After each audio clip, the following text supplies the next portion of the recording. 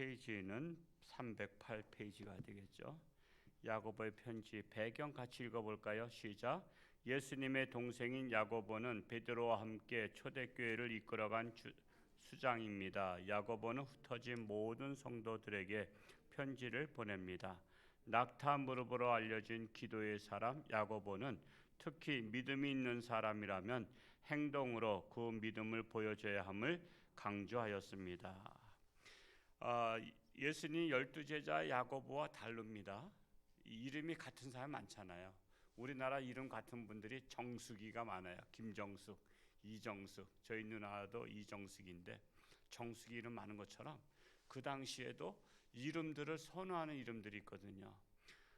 그래서 야고보가 많습니다. 유다가 많고 또 베드로도 많고요. 그래서 그런 가운데 여기에 이 야고보서를 기록한 야고보는 예수님의 그 동생 중에, 동생들하고는 사실은 이게 엄밀히 말하면 씨가 달라요. 예수님은 하나님의 씨잖아요. 성령으로 잉태했어요. 약혼하 했지만 서로 신혼생활을 안 했단 말이에요. 아직은 결혼을 안 했기 때문에. 우리 약혼한다고 해서 같이 안 살잖아요. 그것처럼 약혼은 이제 앞으로 결혼하겠다고 약속한 것이지 결혼한 건 아니거든요. 그래서 예수님은 하나님을 아버지로 해서 태어나신 분이고, 그리고 나서 예수님 태어나고 나서 요셉과 마리아가 이제 결혼했고 동침했고, 그래서 그 이후로 자식들을 낳았어요. 그러니까 엄마는 같은 엄마지만 씨는 하나님의 씨와 사람의 씨예요.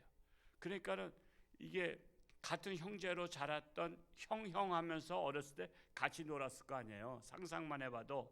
근데 같이 놀던 형이 어느 날 30세쯤 돼서 집을 가출하더니, 집을 나가더니 내가 세상 죄를 지고 가는 사람이라고 하면서 회개하라, 천국에 가까웠다. 그리고 내가 하나님의 아들이다. 그러니까 동생들도 황당한 거예요, 사실은.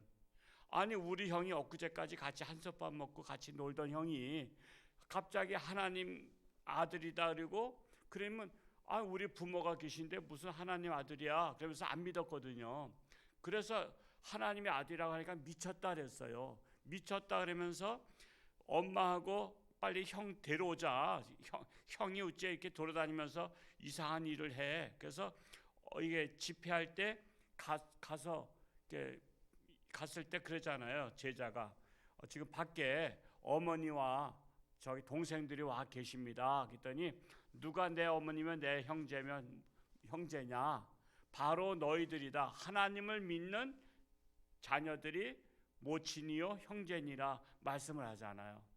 그래서 동생은 우리 형이 미쳤다 생각하는데 언제부터 믿었냐면 예수님 십자가에 못 박혀 죽고 사흘 만에 부활하시고 부활하신 예수님을 본 거야. 그때 형을 달리 본 거죠. 우리 형이 진짜잖아. 왜? 죽은 사람이 살아나는 것이 있을 수 없거든. 사람들 고정관념에는 한 번 죽으면 이제 안 살아나. 근데 형은 살아난 거야. 그래서 믿음이 생긴 거지. 그러기 전에는 우리 형은 미쳤다 생각했던 사람이에요. 그걸 확실하게 이제 본인이 체험을 하니까. 그래서 기독교는 체험 종교예요. 체험하면요, 누가 뭐래도 시험 들어도 교회 안 떠나. 그래서 체험을 해야 되는 거예요. 체험. 형이 살아난 것을 보고 부활하신 승천하신 것을 보고 그때부터 야고보는 예수님의 제자, 동생이지만 예수님의 제자가 된 거야. 그래가지고 그는 기도를 많이 하시고 또 이렇게 보니까 벌써 이 초대교회 때부터 신앙인들 보니까 한마디 현찮은 거야. 왜? 예수 믿는다 그러면서 신앙 생활은 속된 말로 막 개떡같이 하는 거야. 그러니까 이거 안 되겠다. 신앙과 생활이 일치된 삶을 살 수 있도록 내가 글을 좀 써야 되겠다 해서 야고보서를 짧지만 기록한 것이다 라는 것입니다. 자, 묵상 1번 1장 1절 18절입니다. 읽어봅니다. 시작.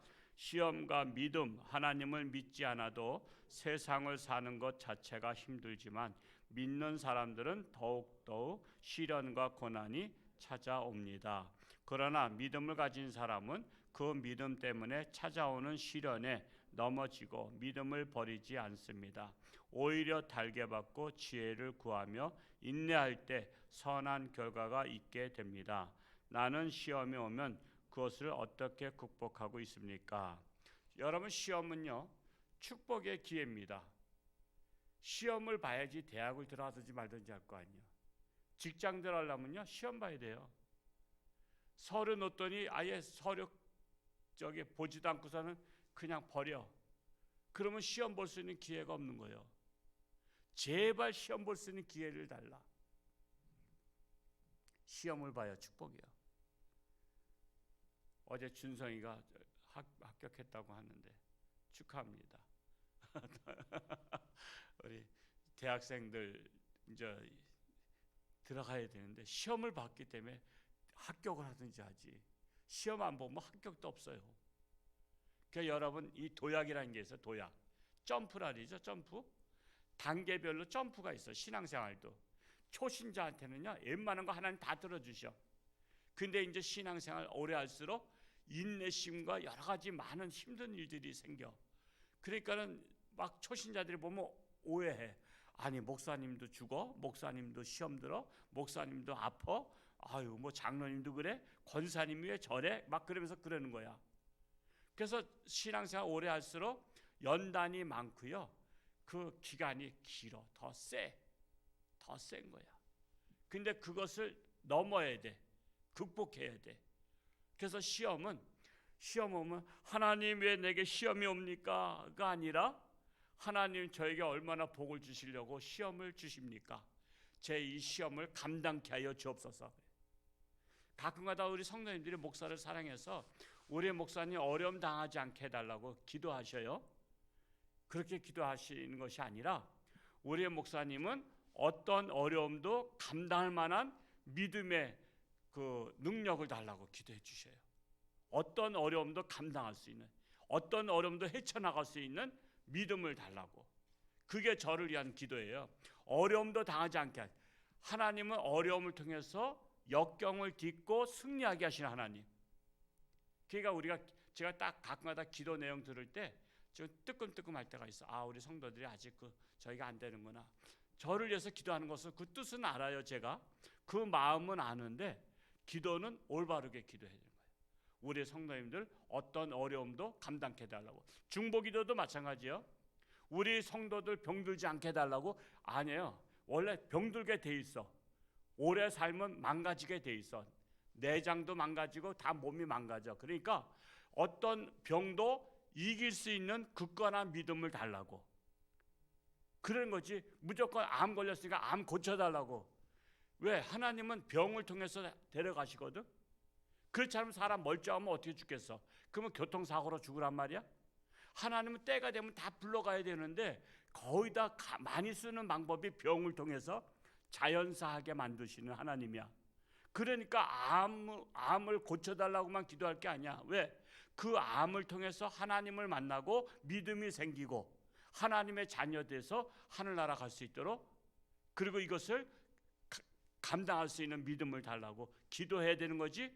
무조건 병들었다고 낫게 달라고만 하면은 하나님께서 그러면 누굴 데려갈 거야? 그러면 다 나면은 건강해서 100살 20살까지 건강하면은 200살까지 건강하면 하나님은 어떻게 데려갈 거야? 다 교통사고로 다 죽여서 데려가야 돼? 그러니까 우리는 다 어떤 모양이든 어떤 어려움이든 어떤 병이든 그것을 감당할 만한, 극복할 만한 믿음을 달라고 기도하는 거예요. 그렇게 해야 우리가 올바른 기도를 할 수 있다는 사실입니다. 하여튼 시험이 오면 이걸 잘 감당하게 해달라고 기도하시기 바랍니다. 2번은 1장 19절에서 2장 중심이에요. 읽어볼까요? 시작. 실천으로 입증되는 믿음. 야고보는 듣기, 말하기, 성냄, 사치와 향락, 판단, 가난한 자에 대한 태도, 구제와 같은 문제들을 다루면서 영혼 없는 몸이 죽은 것처럼 행함이 없으면 그 믿음은 죽은 것이라고 말합니다. 내가 믿음이 있느냐? 그러면 내 행동으로 그 믿음을 증명하라고 합니다.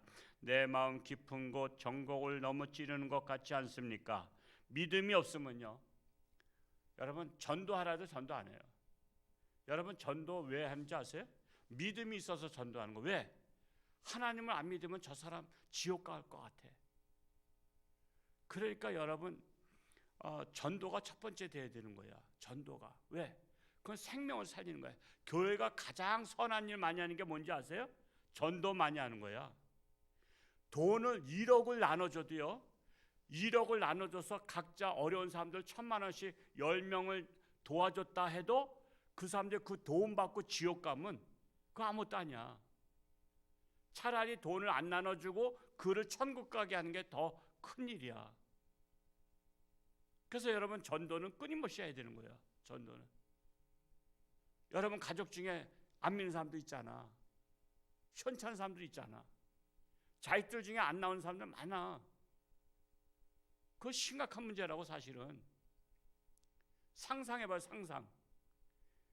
나는 천국 가고 내 자식은 지옥 가고. 여러분, 천국 가도 솔직히 마음 편하겠어요? 천국에 가서 지옥에 가 있는 자식 생각해보세요. 마음 편하겠냐고. 그러니까 믿음이 있는 것 같지만 자식이 지옥 갈 거를 알면서도 그냥 편안해. 그냥 어떻게 하면 잘 먹일까, 어떻게 하면 그냥 저기 할까. 그게 근본적인 믿음이 있으면 여러분, 불붙는 심정이 있어가지고요, 그렇게 안 해. 정말 자식들이 안 믿으면요, 정말 하나님 앞에 울며 불며 기도해야 돼요. 금식하면서 기도해야 돼. 내가 이렇게 기도하는데도 하나님 안 들으셔요? 그럼 제가 금식하면서 제가 기도하겠습니다.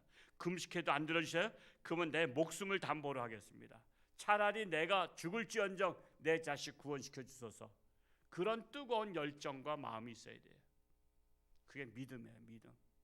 그래서 우리가 믿음이 대단한 것 같지만요, 솔직히 까보면요, 말세의 믿음을 보겠느냐, 말세의 믿음 보겠느냐, 별로 믿음이 없다라는 거예요.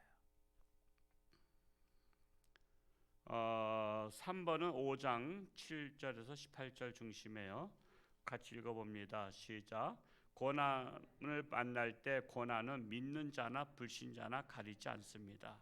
중요한 것은 그 고난을 어떻게 대하는가의 자세에 따라 결과가 달라진다는 것입니다. 원망하지 말고 인내하며 기도하며 믿음으로 질병을 비롯한 많은 고난의 문제들을 극복하라고 권고합니다. 인생이라면 예외가 없습니다. 고난을 만날 때 나는 어떻게 극복하고 있습니까? 고난을 만날 때 주님을 생각하며 예수님과 비교하면서 나는 아무것도 아니지 하면서 극복할 수 있어야 된다라는 사실이에요. 예수님 같은 경우는 33세 가장 젊은 나이 아니에요. 청년의 나이시고 건강한 나이시라고. 근데 십자가에 매달려서 죽을 정도면 얼마나 고통이 심했으면 목숨이 끊어져요. 이 못에 발이 박히고 손에 박히고 그러고서 그냥 죽은 거 아니에요. 차라리 총 맞아서 죽으면 윽 하고서는 순간적으로 죽긴 하지. 이거는 그냥 몇 시간씩이나 고통 겪으면서. 그렇기 때문에 우리는 어떤 어려움을 만나면 주님은 나 같은 죄인을 위해서 십자가에 못 박혀 죽으셨는데 하나님, 전 이거 아무것도 아닙니다. 감당케 하여 주옵소서 하면서 우리는 기도할 뿐입니다. 오늘 말씀 읽으면서 마음에 와닿는 말씀 한 구절 적고 되뇌어 봅시다. 2장 14절 다시 한번 읽어볼까요? 시작. 내 형제들아, 만일 사람이 믿음이 있노라 하고 행함이 없으면 무슨 유익이 있으리요? 그 믿음이 능히 자기를 구원하겠느냐. 믿음은요, 행함과 일치가 되어야 된다는 거예요. 그래서 신앙은 믿음이고 생활은 행함이잖아요. 믿음 생활, 신앙 생활. 우리가 신앙 생활 한다 그러죠? 그게 믿음 생활 한다는 거예요. 신앙은 하나님을 믿는 거, 생활 속에서 행함이 나타나는 거야. 믿음은 나타나야 될 거 아니야, 믿으면. 그래서 남들이 볼 때 성령 충만해 보이는데 행함이 따라가지 않으면 그 사람을 잘못됐다고 하는 거야. 이번에 종교 지지도 나왔는데 불교가 1위야. 천주교 2위. 개신교가 3위야. 참 이상해. 우리 개신교가 어쩌다 이렇게 추락했어? 참으로 기가 막힌 거야. 맨날 사건 사고 났다면 개신교야. 불교는 뭐 그런 거 나오지도 않아. 물론 언론에서 그런 것들은 덮기도 하지만 왜 개신교는 들춰내죠? 개신교는 미운 거야. 개신교는 그 조금만 꼬투리 잡아도 다 하는 거야. 그렇다고 해서 그 사람들한테 뭐라 그럴 수는 없어. 우리가 잘해야 되니까.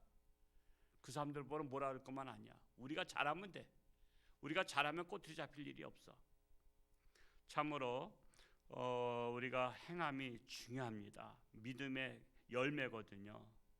어제도 어떤 분 같이 식사하면서 상담하면서 그렇게 신앙이 뭐 좋다고 이렇게 하는데 왜 이렇게 난폭한지 모르겠다고 그런 거야. 그 말 들으니까 소화가 안 돼. 난폭하고. 그렇다고 제가 일일이 잘못된 사람들 가서 야단칠 수도 없어. 그러면 뭐 목사가 야단치면 떠나잖아. 그러니까는 참 그럴 수도 없고 안타까운데 이렇게 어떻게 지혜롭게 그걸 대처하라고 앞으로 그렇게 난폭하게 하고 그냥 폭행을 하거나 언행을 그렇게 하면은 거기서 딱 하라고 어떻게 하긴 했지만 안타까운 거야. 우리가 겉으로 볼 때는 굉장히 신앙이 좋은 것 같아도 난폭한 사람들이 많아. 그래서 심지어 목사님 아들 중에서도 예수 안 믿는 사람들 많대. 목사님이 강단사는 말씀 좋은 거 다 떠드는데 집에 오면은 사모님 때리는 목사도 있다 그러네. 나는 내가 맞으면 맞았지 내가 사모를 때리겠어요? 물론 집사님 때리지도 않지만 목사님들 자녀들 중에서도 제 아들이 그 목회자 자녀 모임에 그거 있어요. 또 따로 거기에 가서 이렇게 얘기하면 엄청도 상처받는데 엄청도 상처받은 목회자 자녀가 많아. 그렇게 안 다녀. 장로님 자녀는 두말할 것도 없고 안수집사 권사님 자녀들 중에서도 지금 안 다니는 분들 많잖아. 지금 우리 교회도 많잖아. 그게 바로 뭐냐면 우리 아버지 우리 엄마는 교회 갈 때 다르고 집에서 다르다고 보는 거야. 여러분 자녀한테 부모가 존경받는 거 쉬운 일이 아니에요. 언행일치가 돼야 돼. 자녀 교육은 행동으로 보여주는 거야. 행동으로. 말로 보여주는 게 아니에요. 말로 이렇게 해라 저렇게 해라 하는 게 아니에요. 행동으로 엄마가 모습을 보여주고 아빠가 모습을 보여주면 그걸 보고 따르는 거예요. 그걸 보고. 정말 우리가 정말 가장 가까운 사람들한테서 인정받는 자가 되어야 됩니다. 어제 그런 얘기를 듣고서 참 마음이 참 참담하기도 하고 내가 잘못 가르친 것 같고 하여튼 그렇습니다. 하나님께서 변화시켜 줘야 됩니다. 적용, 말씀을 묵상하면서 나의 삶에 적용할 것과 실제적으로 행동에 옮길 것을 구체적으로 적읍시다. 그래서 우리 교회는 언행일치하는 교회. 은혜 받은 척 하지 말고 열매로 보이자.